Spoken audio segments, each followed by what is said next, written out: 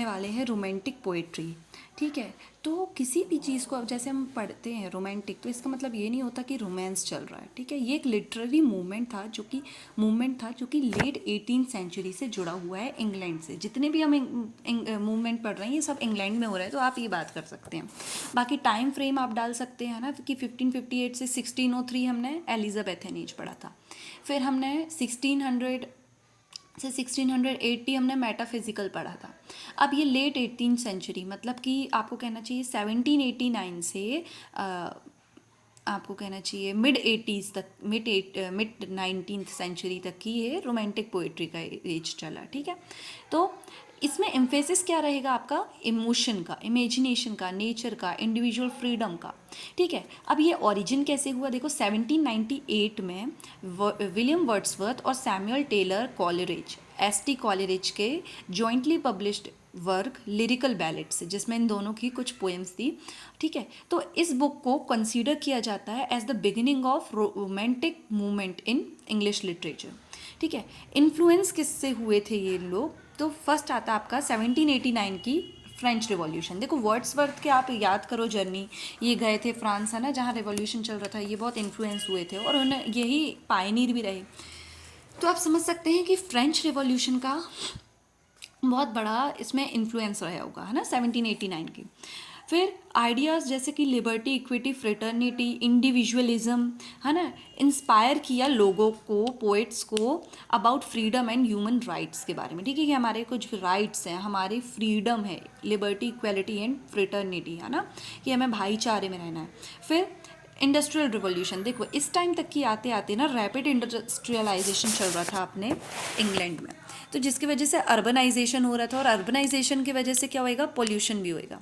तो romantic poets ने react किया by praising nature and rural life को और नेचर को उन्होंने ऐसा प्रेस किया ताकि लोग जो अर्बन एरियाज़ में आ रहे हैं रूरल एरिया से हटके, वो और कनेक्टेड फील हो पाए हमारे रूरल एरिया से। ठीक है, इन्होंने मिल्स को, फैक्ट्रीज़ को, अगर हम बात करें, विलियम ब्लेक ने क्या यूज़ किया था, सैटेनिक मिल्स, मतलब शैतानी मिल्स, डार्क सैटेनिक मिल्स कहा था फैक्ट्रीज़ को। ठीक है, क्योंकि उन्होंने क्या देखा था, चाइल्ड लेबर देखा था, पोल्यूशन देखा था।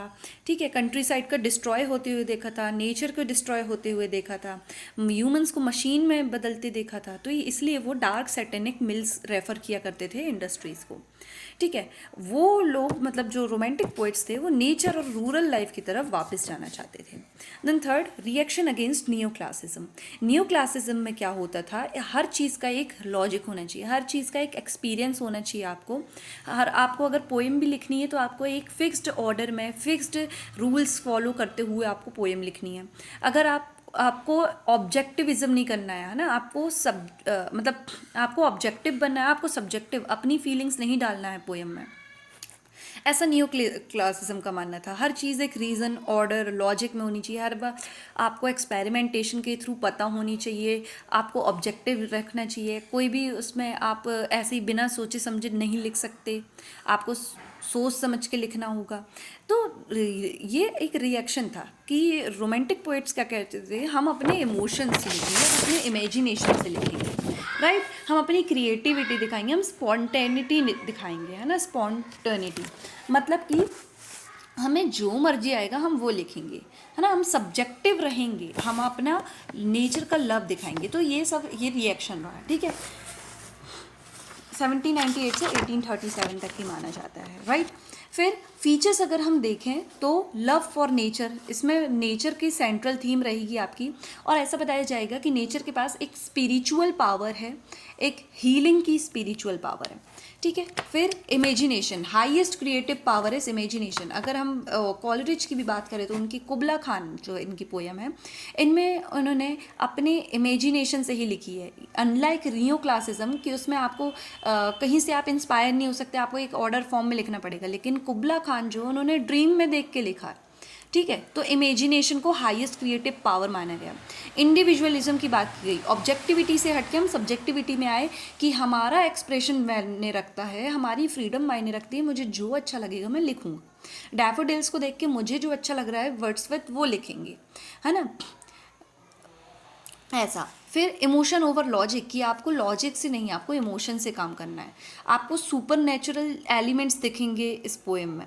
सिंपल लैंग्वेज का यूज़ है, क्योंकि सिंपल लैंग्वेज जो कि कॉमन मैन की लैंग्वेज है उनका यूज़ करते रोमांटिक पोएट्स। क्योंकि क्या होता है ना कि आपको कॉमन मैन को ही इन्फ्लुएंस करना है ताकि वो नेचर में वापस जाएं, नेचर की तरफ वापस जाएं। दैट्स वाई आपको ऐसी लैंग्वेज में लिखना पड़ेगा जो उन लोगों को समझ में आए।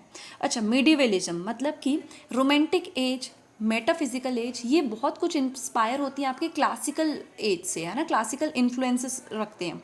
लेकिन यहाँ पे आपका इन्फ्लुएंस आएगा मेडिवलिज्म का, जहाँ पे आपकी रूरल लाइफ की, कंट्री लाइफ की बातें होंगी, राइट। फिर ठीक है, ये सब। अच्छा देखो, न्यू क्लासिज्म में जो है, न्यू क्लासिज्म के टाइम साइंटिफिक रिवॉल्यूशन हो रहे थे, एक्सपेरिमेंटेशन, रीजनिंग, रूल्स, ऑर्डर्स वगैरह की बातें की गई थी। तो as a result of which हमारे क्या हुए, रोमांटिक पोएट्स आए, है ना। एक तो देखो बहुत सारी चीज़ें साथ में चल रही थी जब ओरिजिन हो रहा था। French revolution, American independence, industrial revolution और न्यू क्लासिज्म का अगेंस्ट हमारा रिएक्शन, ठीक है। इन सब ने इजाद किया पोइट्स को कि लोग, ये क्या चल रहा है, ये क्या लड़ाई दंगे चल रहे हैं, है ना, ये क्या हर जगह साइंटिफिक बातें चल रही हैं। पोइट्स को लगा कि हमें नेचर के करीब जाना चाहिए, हमें इमोशन के करीब जाना चाहिए। That's why they romantic period started, ठीक है। तो हमने सोशल पॉलिटिकल चेंजेस पढ़े, है ना।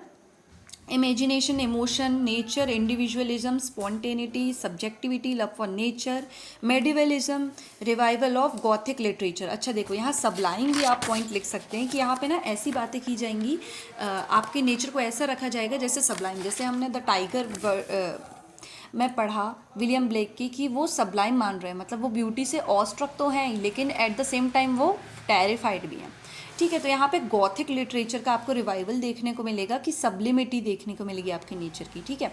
अच्छा, सोशली क्रिटिक होते थे, है ना, मतलब कि इन लोग बहुत ही क्रिटिक होते थे किसके, इंडस्ट्रीज़ के, ठीक है। रिजेक्शन कर दिया उन्होंने इंडस्ट्रीज़ का, अर्बनाइजेशन का। तो इस वजह से भी ना लोग ना इनको क्या मानते थे, इन लोग को लोग मानते थे कि ये यार अलग ही दुनिया में रह रहे हैं इन लोग।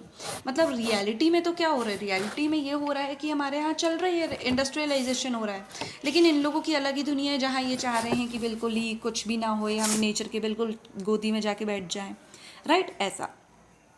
फिर विलियम वर्ड्सवर्थ और एस.टी. कॉलरिज में हमने देखा कि लिरिकल बैलेट से ये शुरुआत हुई, ठीक है। तो इसमें बहुत सारे आपके जो पोएट्स के नाम याद रखने हैं, बहुत आसानी से हो जाएंगे। देखो, फर्स्ट जनरेशन के कवि आते हैं कुछ, है ना।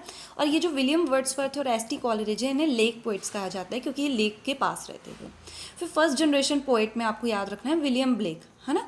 और इन्होंने पब्लिश की थी अपनी song of innocence and song of experience, right. ये फर्स्ट जनरेशन के कवि माने जाते हैं रोमांटिक पोएट्री में। फिर पी.वी. शैली, जॉन कीट्स, है ना, ये सेकंड जनरेशन के कवि माने जाते हैं। पी.वी. शैली ने क्या लिखा, फ्रैंकस्टीन, इनकी बीवी मायरी शैली ने लिखा था ये, और इन्होंने लिखा ode to the west wind. John Keats ने लिखा ode to a Grecian urn and ode to a nightingale, ठीक है। इन दोनों में ही क्या बात थी कॉमन, कि ये दोनों ही बड़े हैंडसम थे और बहुत ही यंग एज में इनकी मृत्यु हो गई। और इन्होंने आगे जाके चैलेंज किया लेक पोइट्स को भी, लेकिन ज़्यादातर जैसे पी.वी. शैली है, विलियम ब्लेक हैं और जॉन कीट्स हैं, इनको जो है आपके नाम जैसे कहते हैं ना, नाम मिला इनके डेथ के बाद, ठीक है। तो ये था हमारे रोमांटिक पोइट्री। और अगर आपको पसंद आई हो वीडियो तो like, share and subscribe the channel.